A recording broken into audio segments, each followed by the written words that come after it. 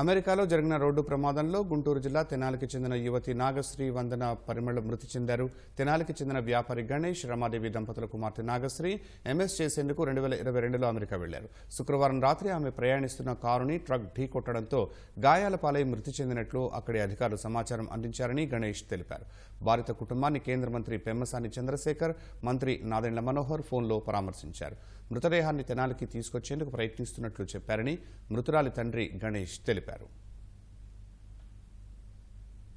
తను మొన్నే ఎంఎస్ కూడా పూర్తి చేసుకొని అంతా చక్కగా సెట్ చేసుకుందానండి. ఈ లోపలే కారణాల లోకానికి 2 ఏళ్ళు 2022లో వెళ్ళింది, 22 డిసెంబర్లో వెళ్ళింది. 2024కి ఇలాంటి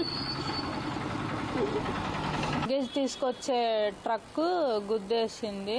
ఇటు ఇలా ఆపోజిట్గా వచ్చి గుద్దేసింది. ఫోన్ చేసి చెప్పారు, ఇలాగా చనిపోయింది. లైసెన్స్ కార్డు మీద పోలీసులు వచ్చి ఎంక్వైరీ చేశారు మమ్మల్ని. ఇంకా అంటే కన్ఫర్మ్ చేసుకోలేదు, కాకపోతే ఇలా జరిగింది అని చెప్పారని చెప్పి వాళ్ళు ఫోన్ చేసి చెప్పారు.